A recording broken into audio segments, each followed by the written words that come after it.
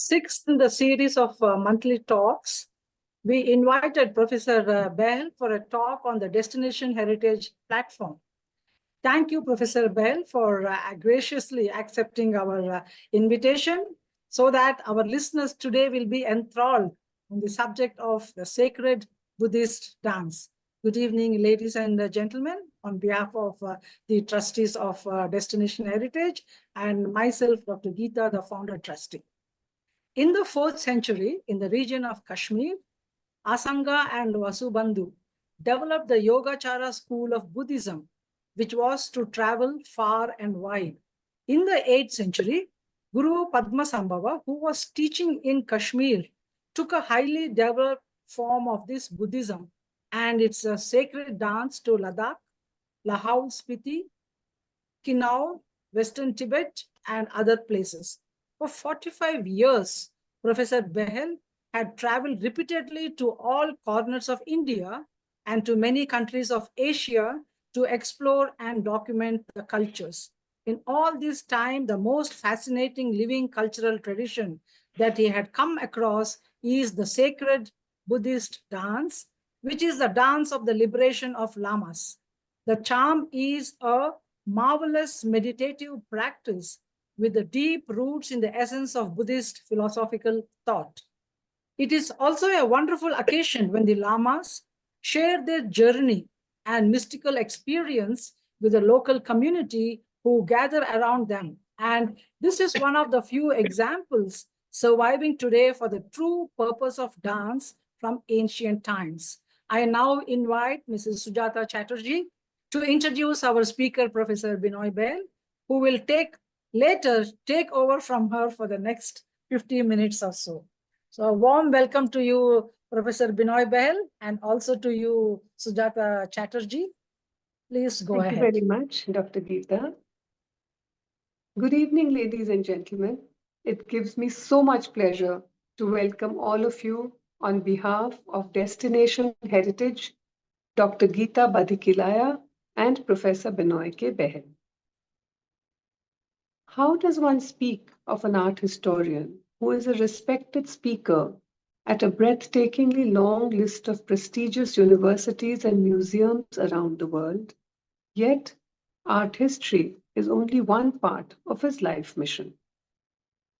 He's a filmmaker who has made over 146 deeply researched documentary films. He's an eminent photographer, Buddhist scholar, and a record-setting traveler.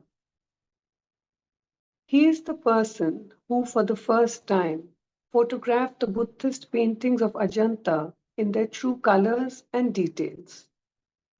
His book, The Ajanta Caves, is the most widely read book on Indian art history in the world.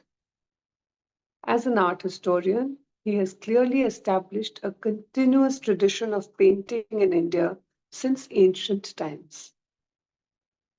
From 2001 till 2020, when the last Limca Book of Records was published, Professor Behl was each year given the record for being the most traveled photographer and art historian.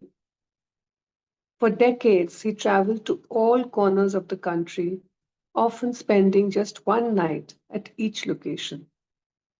Therefore, despite the vastness of the corpus of surviving Indian art, a journey through art history with him takes us to numerous places of significance, including those which are not well known to tourists. Today, Professor Behl takes us to one of the greatest traditions of meditation in the world, the dance of liberation of the Lamas. Ladies and gentlemen, Professor Benoy K Behl will speak to us now. I thank you for your attention, and over to Professor Behl now. Thank you very much, Sujata Chatterji. Thank you very much, Dr. Githa. Such a pleasure to be with your audience on Destination Heritage. And good evening, ladies and gentlemen. Beyond the many treatises on philosophic thought. Is beyond the nuances, the subtle nuances of philosophy, beyond the numerous extensive debates on philosophic points. The action point of Indian philosophy is yoga. It is through yoga that we finally are on the path to seek our oneness with all that there is, to leave behind the noise and confusion of the material world, to see the truth of our unity with all that there is. And it was in the 4th century that Asanga and Vasubandhu in the valley of Kashmir started the Yogachara school of Buddhism, which spread far and wide. In fact, it is so wonderful to come across statues of Asanga and Vasubandhu in faraway places like Nara, ancient temple in Nara, where they are still revered. And as Dr. Githa mentioned, in later centuries, this developed further, became more sophisticated in the form of Vajrayana Buddhism, which Guru Padmasambhava took to the Trans-Himalayas. And in this Vajrayana Buddhism, the most fascinating cultural practice, the most fascinating philosophic practice that I've come across is the cham. So it is yoga in all its 4 forms. Karma yoga, the course, the path of selfless action. Bhakti yoga, the losing of oneself in personalized devotion to the divine. Jnana yoga, the pursuit of knowledge to eventually bring about liberation. And Raja yoga, through the many asanas, to create the platform, the asana, the platform, the seat, from where to be able to search for this great knowledge which we seek. Through all this, it is yoga, which is a path towards knowledge. Now, one of the forms of yoga, one of the great forms of meditation in the Indian tradition is art, including the art of dance. And some of the deepest, some of the finest, some of the greatest examples of yoga are in dance. And another form that I can think of, which continues a living tradition till today, is the Rasa Leela in Manipur. And this, which you're going to see today, the great Cham dance of the Lamas. Now, in this dance, it is because in the Indian tradition, in the Indian classic tradition, dance was not meant to be a performance that is done on a stage and we all get together and clap. Dance was a losing of oneself. The practitioner lost himself or herself. They gave up their own identity to lose themselves in the search for the grace which is beyond. And the people gathered. All such dance was on the sacred ground, whether it is the ground of the monastery or whether it is a ground of the temple in Manipur still. It is a sharing of this experience, the experiential knowledge of the dancer is being shared with the villagers who gather, the people who come to gain this knowledge, the people who come to share in this, to lose themselves, to be able to gain the grace which is beyond all this. So these great examples of dance that survive are very important to understand the entire cultural processes of ancient India. And gives me great pleasure to bring this before you today as the shared experience of the Lamas with the villagers who will gather.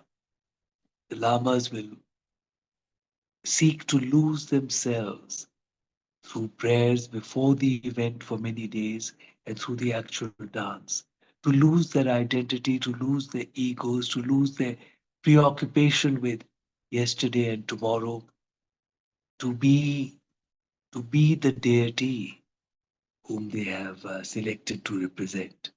And in the process, they hope to revive within us the qualities of that deity, which will take us on the path towards knowledge. So it gives me great pleasure, and I request Manali to please show the film. Thank you so much.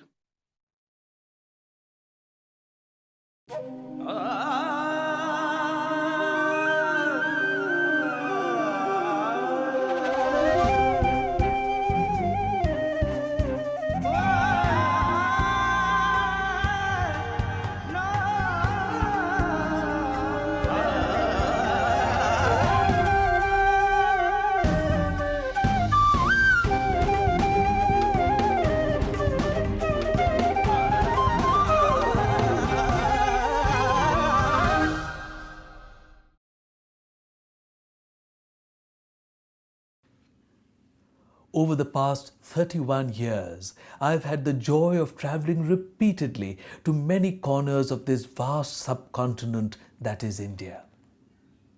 It is amazing to see how landscapes, culture, food, music, dances, and even languages change every few hundred kilometers that you drive. You see the highest mountains of the world, great seas, bountiful rivers, and best of all, a people whose thoughts and heritage go back a few thousand years. Join us on an enthralling journey. I am traveling again across the whole of India to bring you spectacular India.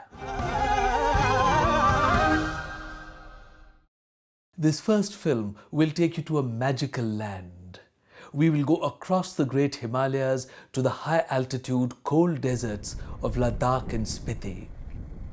Here the oxygen is scarce in the air and we have to lie down for at least a day to allow our bodies to acclimatize. We will go to the land of the dance of liberation of the Lamas. Ladakh, the land of high mountain passes, is nestled between the tallest mountains of the world, the Himalayas and the Karakoram range. Here, eternity is never beyond the vision of man. The Buddhist faith arrived here in ancient times. It brought with it belief in the harmony of the whole of creation. The belief that the transitory world around is an illusion called samsara. We must lift the veils of this illusion to see the truth beyond, the truth of our oneness with all that there is. Life is difficult in the high-altitude deserts. The Buddhist faith imbues the lives of the people here with patience and understanding, with a vision which is born out of the love of all of creation, a vision which always looks to the eternal. These are lives which are touched in every moment by the sacred.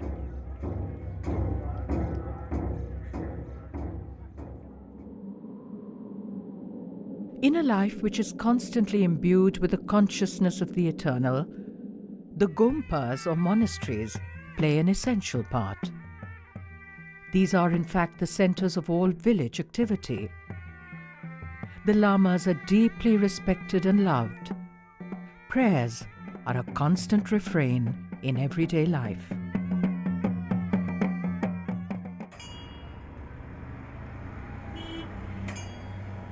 The gentle traditions of Buddhism are continued by the people of Ladakh till today.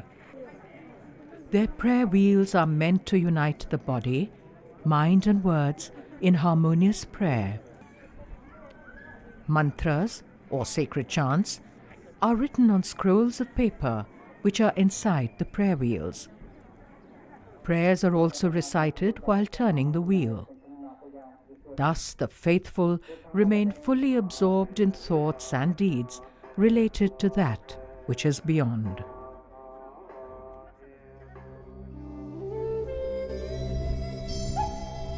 Buddhists in these mountain regions also write their prayers upon flags which flutter in the breeze. They believe that the offerings of their prayers are taken by the wind and spread throughout the world.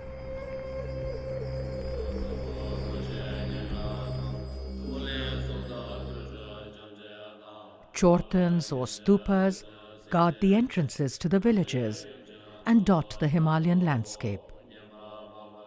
They remind us that the land is truly blessed by the prayers and deeds of the faithful over the years.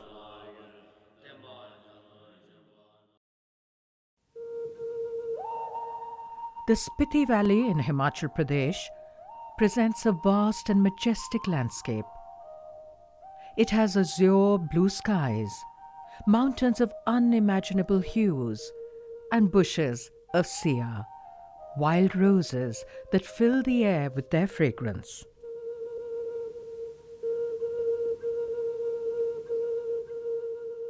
The high mountain passes which connect this valley to the rest of the world remain snowbound for half the year.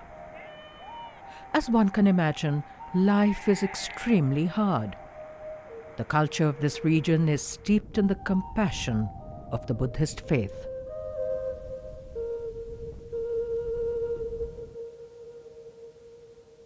In ancient times, the people of Tibet and the Indian Himalayas lived in fear of evil spirits, who they believed resided in the mountains and in the winds. This fear prevented them from accepting the compassionate message of Buddhism. Guru Padmasambhava was known to be a great master of Tantric Buddhism.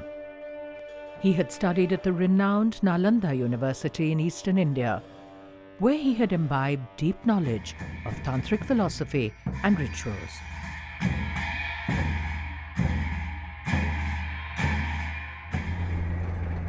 The great Guru swept across the entire mountainous region, through Ladakh, Kinnaur, Lahaul-Spiti, Tibet, Nepal and Arunachal Pradesh, establishing Buddhism everywhere.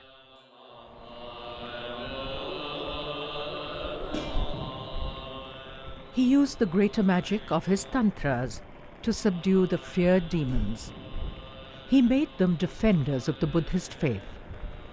Till today, he remains the most revered deity of the entire Himalayan region.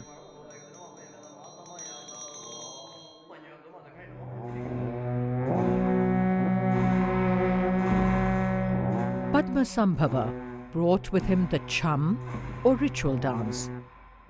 With this, he scared away negative forces and prepared the mountainous region for Buddhism. When he consecrated the first great monastery of Tibet at Samye, it is believed that he rose up into the air to dance. Where his shadow fell, the land was made pure, and this became the boundary for the sacred space of the monastery. Till today, the cham is performed across the mountains to keep the land blessed for Buddhism to prosper. The word cham is a very difficult word. It is not translated properly so far, I believe. And there must be an equivalent word for cham in Sanskrit. You believe that through these ritual dances, with meditation, with concentration, and with visualizations, and with good motivations, then you can remove many obstacles that you may face. The monasteries each have their own dates for the celebration of the Cham. The festival is usually held over a period of 2 days, once a year. Chosen monks of the monastery perform the sacred ritual. People gather from all the villages around for the Cham. We are here at the Hemis Monastery, about 32 kilometers south of Leh in Ladakh. This monastery celebrates the birthday of the great Guru Padmasambhava. The Lamas celebrate with 2 days of the Cham dance, the monastic dance of the Lamas. The dance celebrates the victory of good over evil. It celebrates the achievements and the magic of Guru Padmasambhava. We see him in his 8 different manifestations as he subdues evil, the evil which had haunted the minds of the people of Tibet.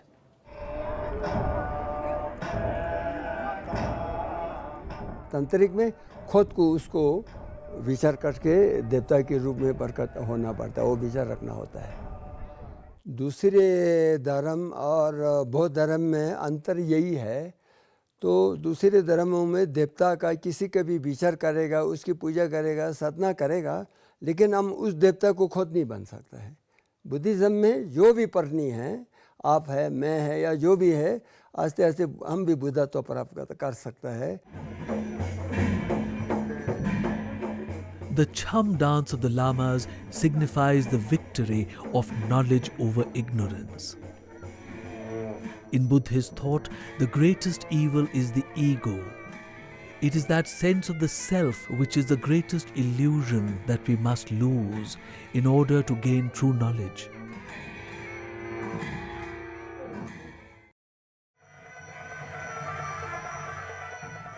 We are in the Key Monastery, which is high atop a towering hill in the heart of Spiti. Here the Cham is performed on a summer's day. The Lamas spend many days in preparation for the Cham. They have each selected a deity who they will be, and they meditate. They meditate to lose their own identity and to become that deity. For on the day of the Cham, it is not the Lamas who will dance, but the deities who will be on the sacred ground. अभी तो ऐसे कि लोग ये कि function में ऐसे ही तमाशा के रूप में देखता है, वो एक्चुअली ऐसा नहीं है। वो देखने वाला भी एक देवता के दर्शन कर रहा हूँ करके देखना चाहिए। डांस करने वाले लामाओं में भी करुणा का, देवता का विचार रखना चाहिए असली तो। Ancient knowledge is passed down through the generations. Young Lamas are trained by teachers using texts that are sanctified by time. As the Lamas rehearse, the child monks watch intently. By the time it is their turn to wear the masks, they would already be familiar with the dance movements.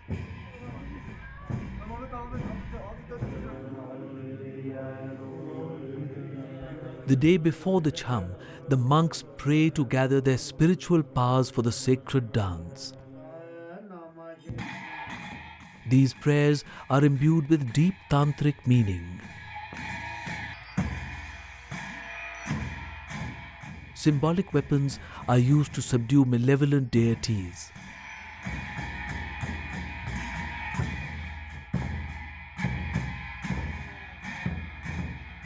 In Vajrayana Buddhism, evil is not something outside of ourselves. It is our own ego, our attachment to the illusory world around. It is this evil within us which is subdued and transformed through the prayers and finally through the experience of the Cham.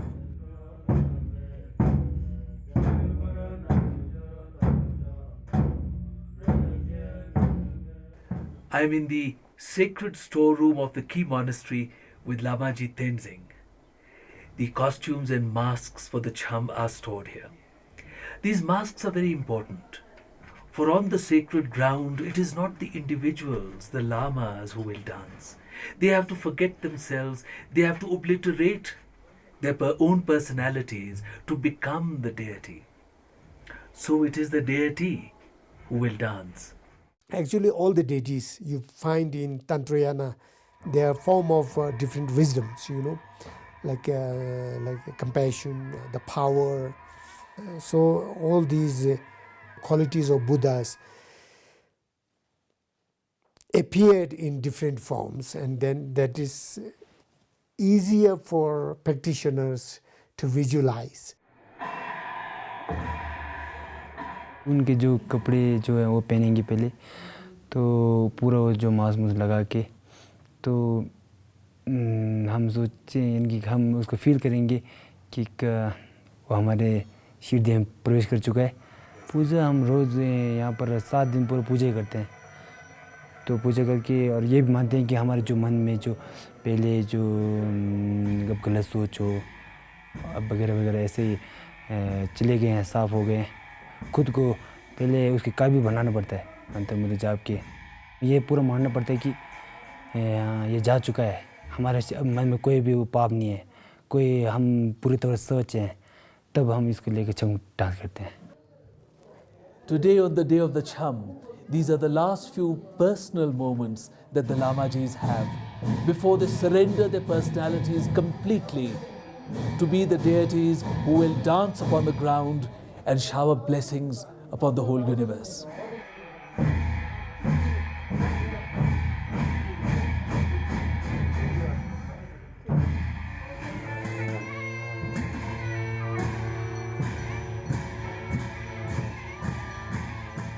The Cham begins in the morning with the appearance of Lahaul-Spiti. In the 9th century, King Langdharma had persecuted Buddhists. The monk Lahaul-Spiti, disguised as a black hat dancer, came close to the king and killed him with an arrow.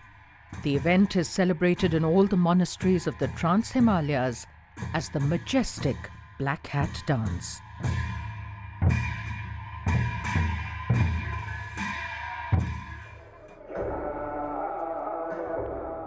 The masks cover the ordinary day-to-day nature of the men and present instead qualities of the deities within them. There are peaceful masks and those with wrathful expressions.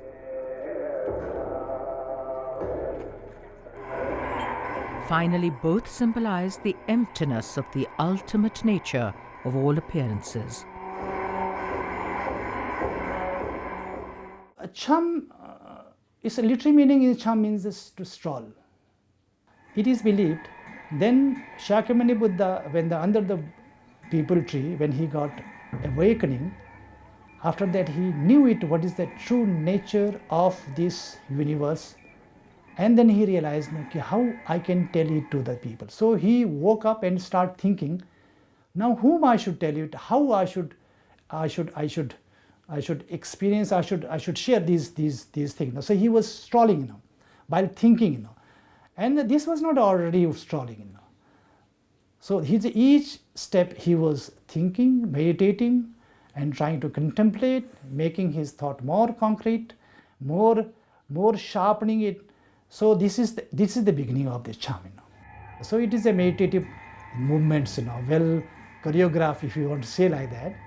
So well choreographed. For the common people, it looked like a dance, but the person who does it, he has to undergo a tremendous kind of a meditative process, and he has to transform himself into a deity. All sounds in the Cham are sacred mantras. The drum is a reminder of the deep sound that resounded at the beginning of creation.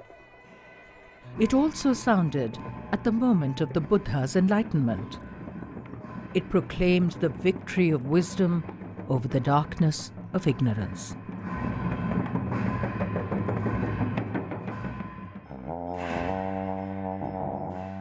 Music is presented as an offering to the divine. It elevates the mind to a deeply contemplative state, freeing it from the bindings of the mundane world.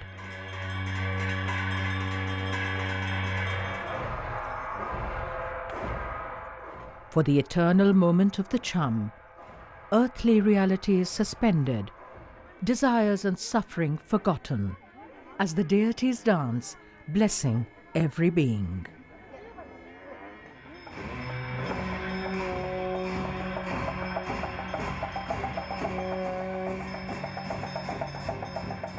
Vajrayana Buddhist thought has the clarity and indestructible nature of a diamond, as well as the striking nature of a thunderbolt. Its purpose is to free us and to dispel the veils of ignorance with the force of a clap of thunder. The meditating monks perceive an inner reality, far more true than the illusion of the material world around.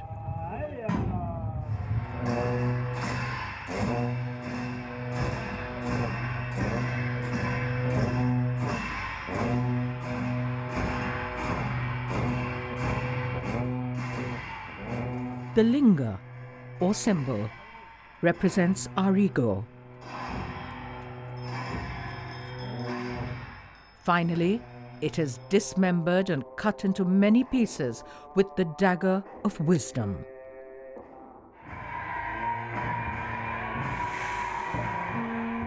Once the linga, our ego, is destroyed, true consciousness is liberated.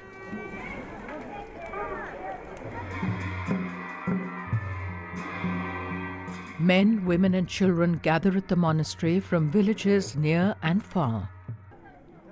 For these deeply devout Buddhists, the sacred performance allows them to be in the presence of the deities they worship.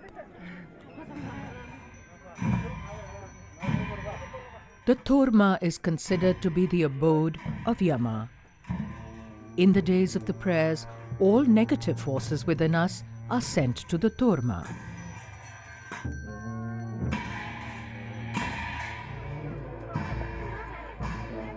The faith of the people is profound. Here at the key monastery, they lie under the feet of the passing monks. They yearn for the touch of the robes of the deities. They believe that this will bless them.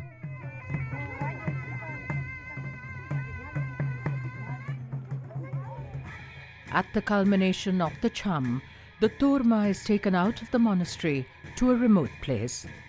Here, it is thrown away by the Lamas.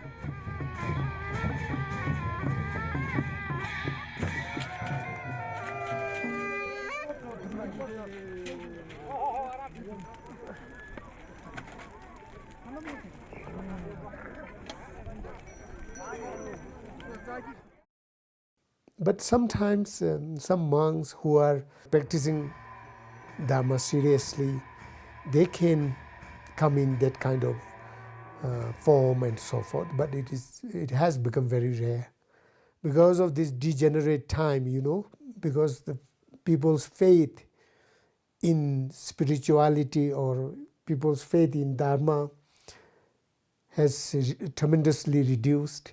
The times have changed and it's changing, of course, and that's why we call this time is degenerating, what we call Kalyug. लमा के विचार में देवताओं का करुणा का जीता उसका विचार होना चाहिए। मेरे कहने का मतलब ऐसा है। वो कितना रख पाता है वो लमाओं पर निर्भर करेगा। ये रख सकता है नहीं सकता मैं गारंटी नहीं कह सकता हूँ, क्योंकि अभी थोड़ा ज़माना थोड़ा कलयुग आ रहा है ना। This is the land made pure by Guru Padmasambhava of the Nalanda University more than 1,000 years ago. The search for the emancipation of the self continues till today. It is the desire to rise above the attachments and the illusions of the material world. A search of which the Cham is an ultimate expression.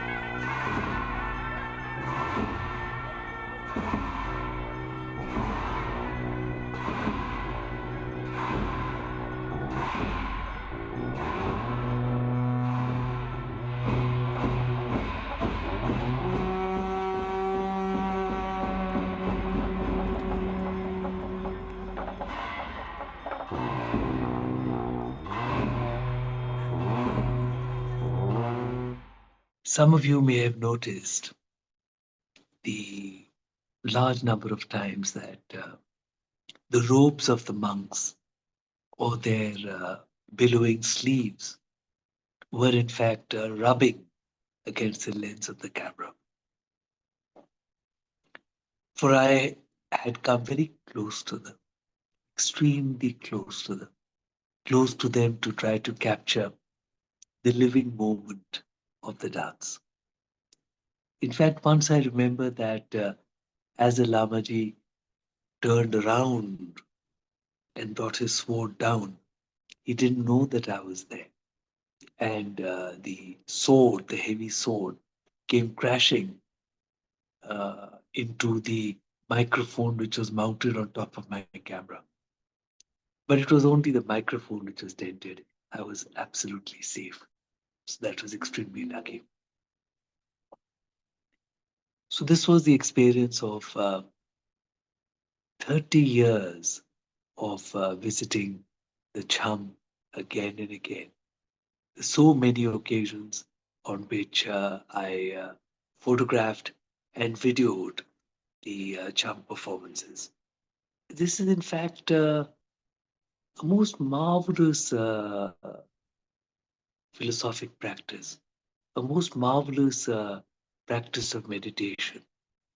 As you heard the Lamaji say, they spend 7 days in prayer and meditation to leave themselves behind, to leave behind all thoughts concerning their own lives, to leave behind their desires and attachments and confusions of the material world, so that it is finally the deity that has been chosen. It is the deity who should be there on the sacred ground, not the individual person, not the individual Lama. And the people come together to share that experience, to awaken that deity within themselves, to become that deity which sets one on the path towards the final knowledge. A most marvelous experience. And what a glorious sharing of the philosophic experience between the Lamajis and the people who come. In fact, you saw that at the key monastery, the Lamajis were gingerly stepping in between the people as the people lay down on their path because they wanted to feel the touch of their robes. They felt that the touch of their robes would bless them. I remember the occasion once when there was unseasonal rain and the Lamaji's heavy costumes became much heavier because they were wet.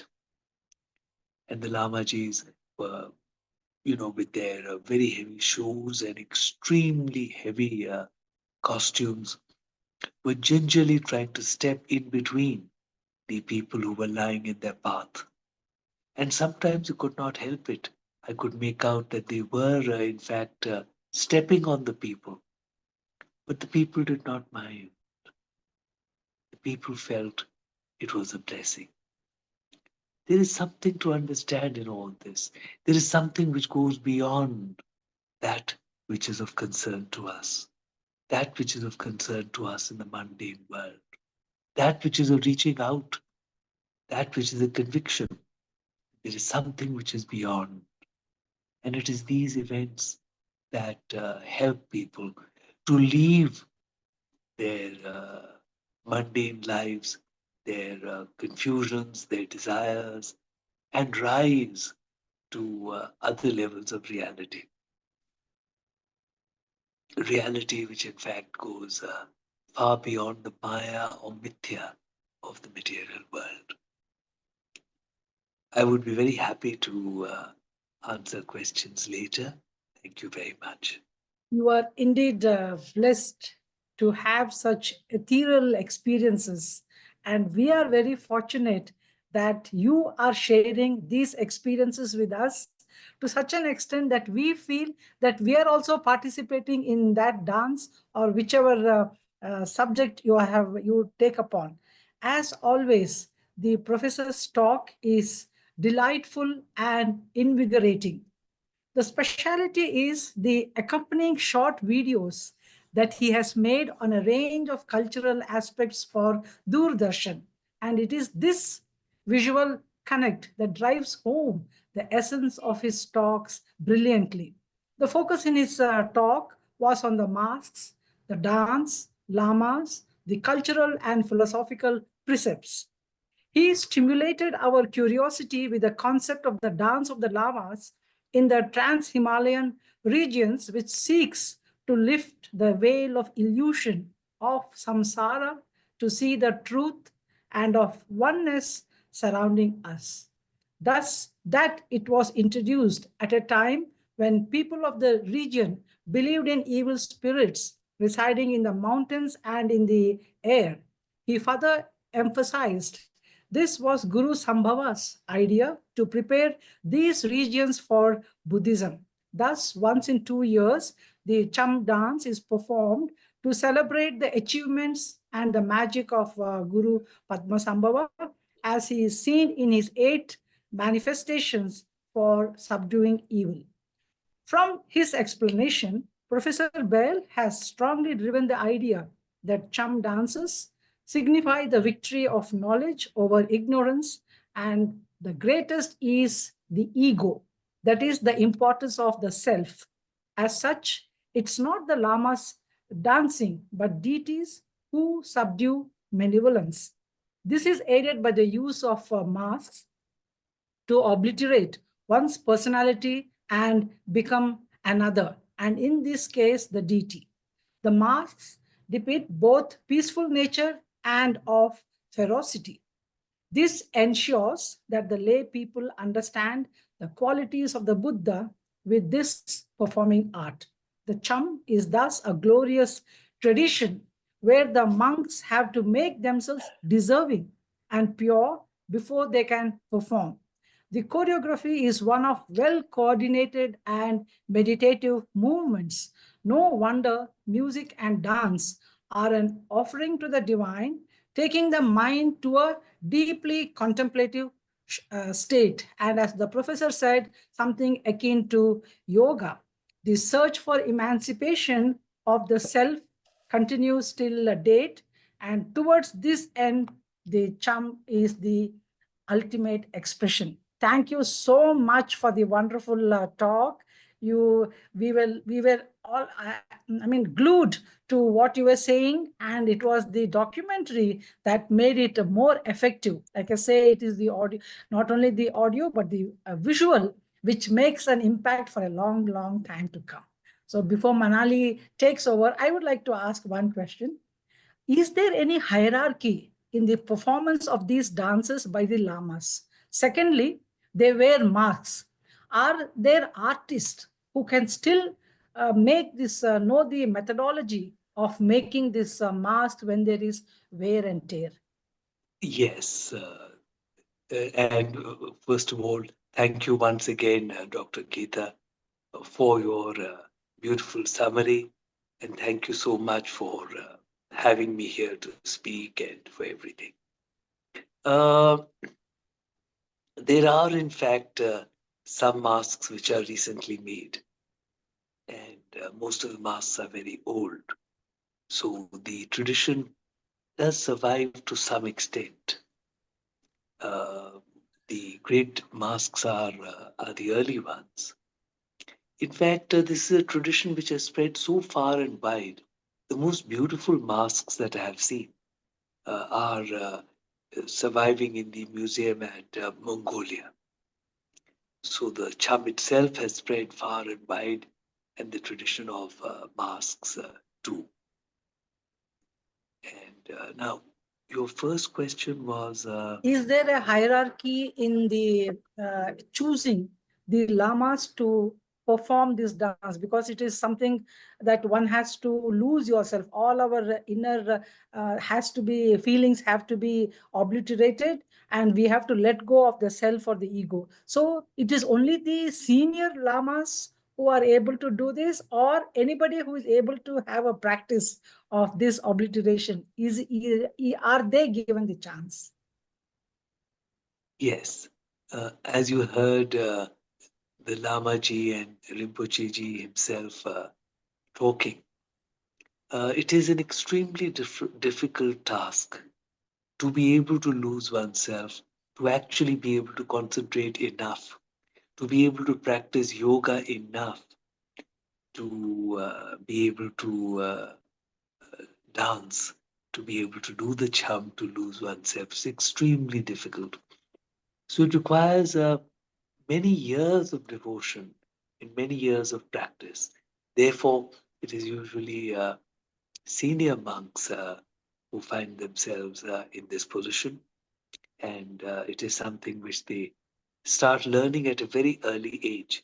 Even as children, they take an interest in this dance, but it is usually senior people who are able to reach the level because it's a deep, deep, deep meditation. It takes a whole lifetime of devotion to be there. Thank you. Thank you so much, Professor.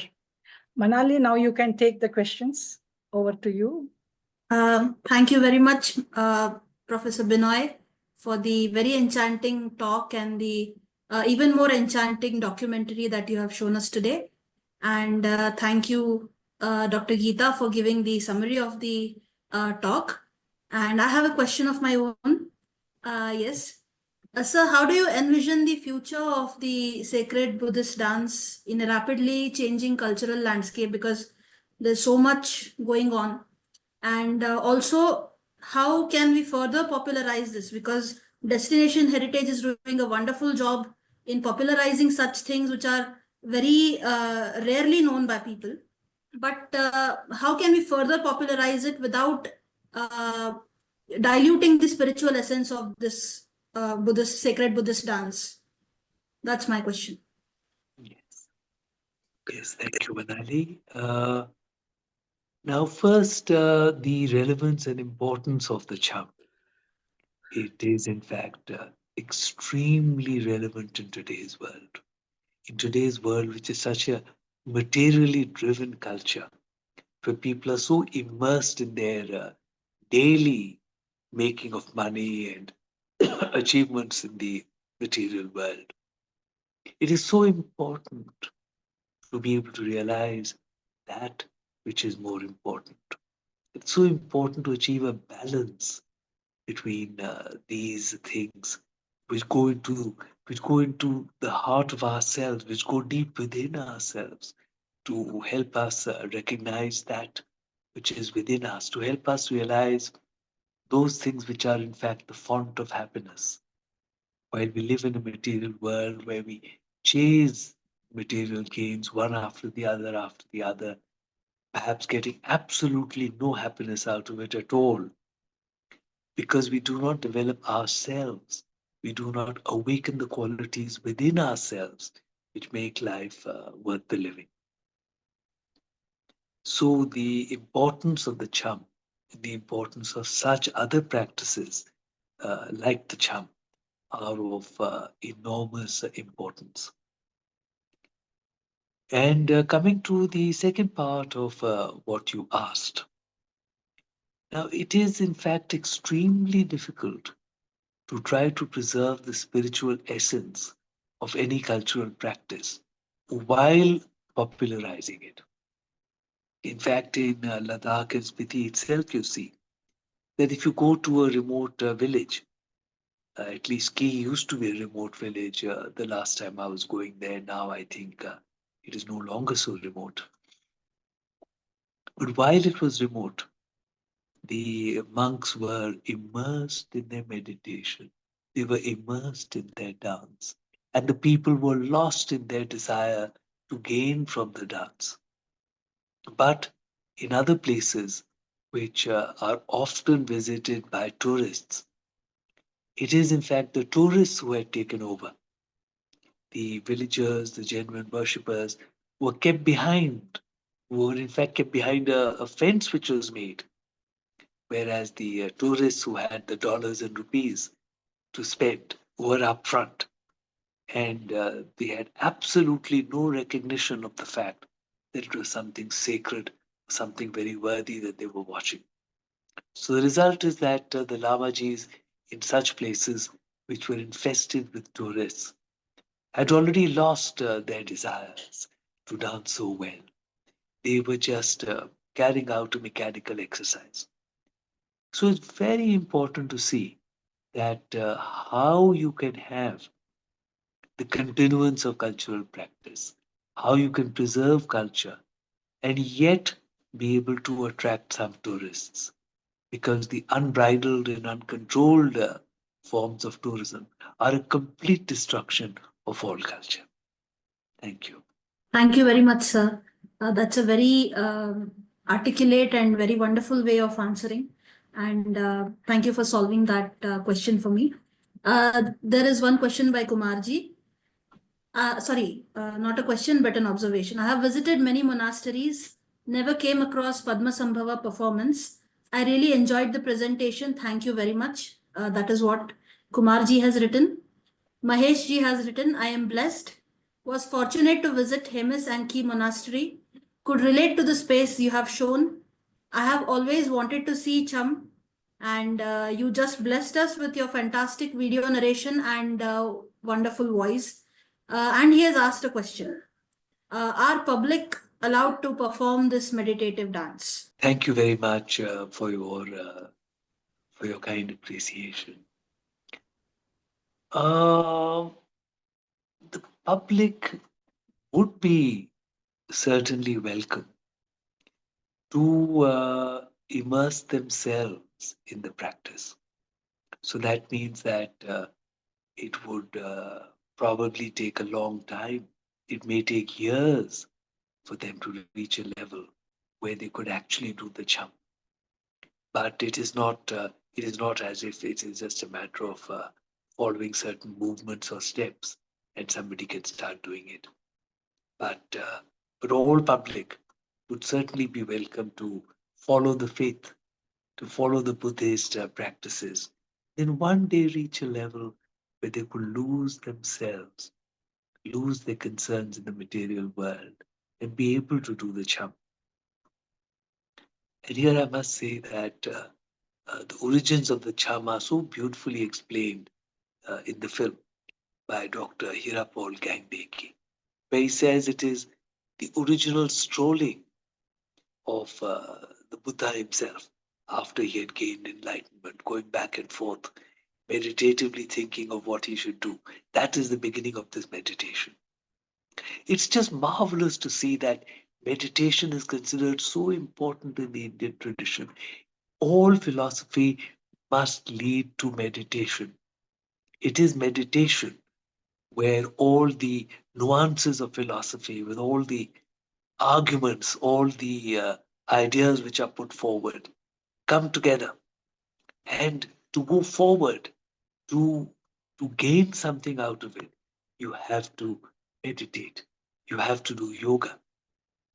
I remember in one of my conversations with His Holiness the Dalai Lama, I asked him what he thought about yoga. And he said, all of Buddhism is yoga. Indeed, such is the importance of yoga, and such is the importance of art in the yogic tradition. And what a marvelous way to share knowledge. Thank you. Shiv Shankar Babu sir has written, enchanting video, Dr. Behl sir. The story of Padmasambhava needs to be spread to a wider audience with the help of heritage organizations like Destination Heritage. Indeed, sir. Yashashvi Sharma ji has written, wonderful documentary, sir. I want to ask you the major differences we see in the monastic dances in the Western Himalayas, like in Ladakh, and Eastern Himalayas, like in Sikkim. In fact, I've gone a little further east and shot the dances in Arunachal also. And essentially, whether it is Ladakh, whether it is Sikkim, Arunachal, Mongolia, the essence of it is the same. The essence of it is the practice of leaving the self behind. And the masks are very important everywhere because they help, the masks help the Lamaji himself and also the people who come to see. It helps everybody to obliterate the personality of the Lamaji. For the personality must not come in at all. It is the deity. And all this helps us to realize so well that in the Buddhist traditions and in Indic traditions, the deities are within ourselves. The deities are not external gods, as in the Western tradition, whom we worship. The deities are within ourselves. We have to awaken the deities within us, become the deity, and step by step, we move forward towards that final knowledge where there would be not even the deity. We don't know exactly what they would be, but yoga suggests that it would be a oneness, all that there is. Thank you. Thank you very much, sir. There is one more question by Mahesh ji. If this is just one of the videos you created, where can we find the archive of your other creations, the documentaries, and is it accessible to us? Yes, there are 146 documentary films which I have made on these subjects, and many of these are available on my YouTube channel, Benoy Behl, and you could access them there. And I would also like to mention my deep gratitude to Sujata Chatterji, who makes it possible for me to do all that I do. Thank you. Thank you very much, sir. And thank you, Shiv Shankar sir, for kindly sharing the link to the YouTube channel for the benefit of all the other viewers present in this session. Mukta Srinivas ji and Dr. Harihar Srinivas Rao both have written good evening. Divya Rupa ji also. Mukta Srinivas ji has written, it was an enchanting experience. Such serene looking lamas wearing those scary wild masks was quite contrary. And she has also written excellent video. Yes, Yes, sir. people are often surprised to see the fierce masks and the fierce attitudes. Now, the fierce attitudes, whether they are seen in the Chang dances or whether you see them when Durga is seen spearing the demon of ignorance, or when Lord Shiva is seen dancing upon the demon Apasmara. These signify the courage within us, the courage which is needed to face the demons of our ignorance, the vitality, the dynamism, the courage, the vigor with which we must face the demons of our ignorance. And therefore, as the Buddhists say, it is the fierceness of compassion itself. It is all compassion. It begins with compassion, it ends with compassion, and often it includes the awakening of the energy which is required to finally take that compassion and take that knowledge where it must go. Thank you very much. Thank you very much, sir. Dr. T.S. Ravishankar has written, wow, spectacular presentation indeed.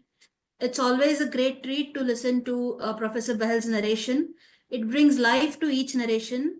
And Dr. Harihara Srinivas Rao has written, very precious path to reach the reality of universe, beautiful presentation. Very kind of you. Thank you so much. Thank you, sir. Dr. T.S. Ravishankar has written, is there any literature to know the antiquity of this dance tradition, how old it is? It is believed that it was taken to the Trans-Himalayan regions of India and of Tibet in the 8th century by Guru Padmasambhava. More specific literature, I'm afraid, is not available. But yes, but there is every reason to believe that these which all emanate from the Yogachara school of Buddhism, which started in the 4th century in the valley of Kashmir. These Vajrayana developments from there, the sophistication and the codification and the developments of so many details in the Yogachara school and the Vajrayana school is what led to these sophisticated forms, including the cham dance. So it is before the 8th century that you would expect the cham dance had been formulated. Thank you. Thank you, sir. Then we have a comment by Mukta Srinivasji. Why are the masks scary? They are representing deities and shouldn't they be calm? So I think, sir, you have already addressed that. But if you have anything to add to it. You are so right that I have already addressed that. And I would just say that it is that vigor that we need. There is so much of that vigor that we need to address the fact that all the life that we see around us and our attachments to all the things that we chase every day, our attachments even to our beloved people, our spouses, our children, to be able to face the fact, to be able to explore the fact that all this may all be Maya. And we have to look beyond that. It requires a great deal of courage. As a matter of fact, that is why you have lions made at the gateway of temples and stupas, because the courage of the lion is required. That is why the Buddha's voice is also compared to the roar of the lion, because such is the roar that is required, such is the courage that is required to be able to even conceive of the fact that I may leave behind the life as I understand it now, to be able to look beyond. And yes, you need that vigor, you need that fierceness. And the more that you think about it, the more that you realize how much vigor is required to be able to seriously look beyond, the more you will understand and appreciate and align yourself to why the masks are so fierce. Thank you. Absolutely. So what a wonderful answer. There's just one last question by Muktaji. What was representing the linga? Was it flesh or dough? That was just dough. That was just dough. The important thing is that the linga means symbol. So it's just a symbol. And in this case, it is a symbol of our egos. Our egos, which are the most confusing things that there is, our egos that keep us bound to the pain of the world, our egos which keep us constantly trying for things which will never bring us any happiness. And it is these egos, it is this symbol of the ego that we must cut to pieces and throw away, so that we can go beyond and leave behind the pain of the world. Thank you. Thank you so much, sir. Over to you, ma'am. Thank you so much, Professor Benoy, especially for the compliment that you gave for the overview. How can it not be otherwise when we have such a wonderful storyteller? You are one of those speakers who is able to undividedly hold the attention of the listeners. And that is because you're telling a story that we fall in love with our culture. So as Manali said, we at Destination Heritage are committed to create an informed awareness of our India's rich cultural heritage, not only the youngsters, but those who are interested in Indian cultural heritage.